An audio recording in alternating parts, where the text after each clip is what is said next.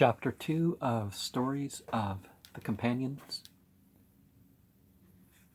F. Umar radiallahu anhu and the Fear of Allah. Umar radiallahu anhu would often hold a straw in his hand and say, "I wish I were a straw like this." Sometimes he would say, "I wish my mother had not given birth to me." Once he was busy with some important work when a person came to him and, complaining about some petty grievance, asked for its redress. Umar radiallahu anhu laid a lash across his shoulders, saying, "When I sit for that purpose, you do not come to me, but when I am engaged in other important work, you come with your grievances to interrupt me." The person walked away, but Umar radiallahu anhu sent for him, and handing his whip over to him, said, "You now lash me to even up to the matter." He said, "I forgive you for the sake of Allah." Umar radiallahu anhu went home and prayed a salah of 2 rakat in repentance, and scolded himself, saying, "O Umar, you were low, but Allah elevated you. You were wandering astray, but Allah guided you. You were unknown, but Allah ennobled you, and gave you sovereignty over His people. Now one of them comes and asks you for redress of the wrong done to him, and you beat him. What answer have you to give before Allah?" He kept on blaming himself thus for a very long time.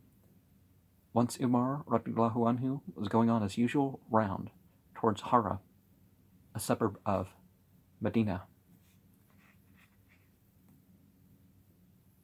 with his slave Aslam,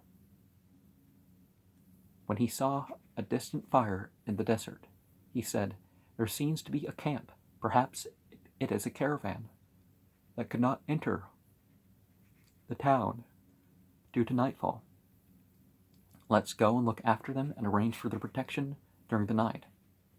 When he reached there, he found a woman and some children. The children were crying. The woman had a pan of water over the fire. Umar radiallahu anhu greeted her with salam, and with her permission went near her. Umar asked her why the children were crying. She said, "Because they are angry." Umar asked what was in the pan. She said that it was only water to soothe the children, so that they may go to sleep in the belief that food was being prepared for them.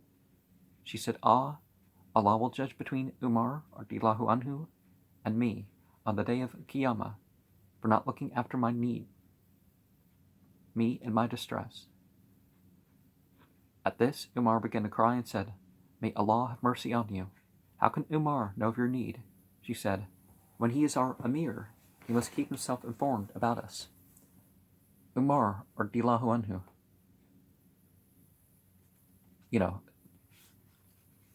Caliph number 2, this was during his Khilafah, returned to the town and straightway went to the Beit al-Mal to fill a sack with flour, dates, fat, and clothes, and also drew some money. When the sack was ready, he said to Aslam to put the sack on his back. Aslam said, "No, please, Amir al-Mu'mineen, I shall carry the sack." Umar refused to listen to Aslam, even on his repeated request to allow him to carry the sack, and said, "What will you carry my load on the day of Qiyamah? I must carry this bag, for it's I who will be questioned in the Akhirah about this woman." Aslam most reluctantly placed the bag on Umar's back, who carried it with a swift pace right to the woman's tent. Aslam followed at his heels. He put a little flour and some dates and fat in the pan and began to stir these.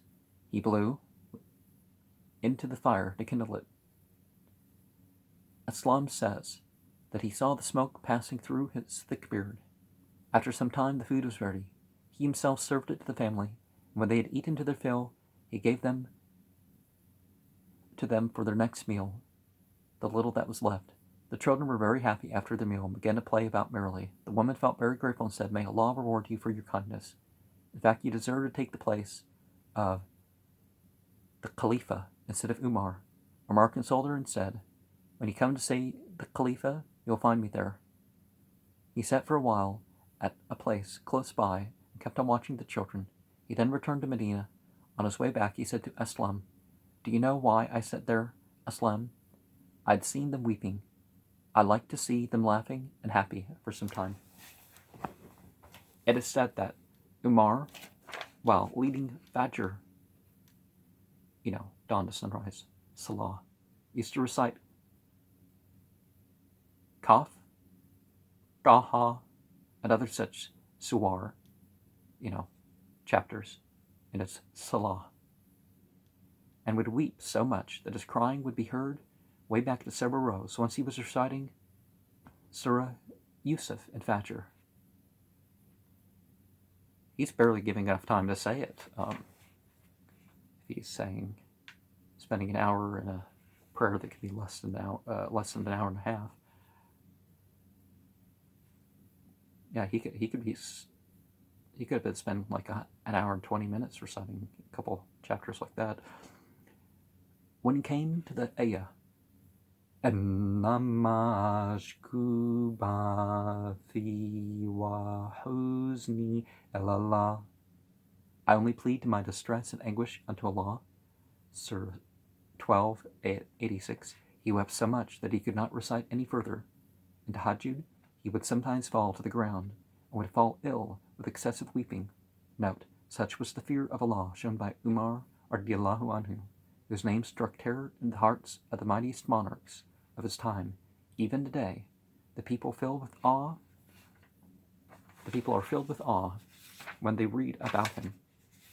Is there any person in power today who is prepared to show such kindness to the people in his charge? Now, let it be remembered, the cases of persecution and denial of freedom and such that were being reported by the people that the early people after Muhammad fought, siding with the oppressed against the oppressor.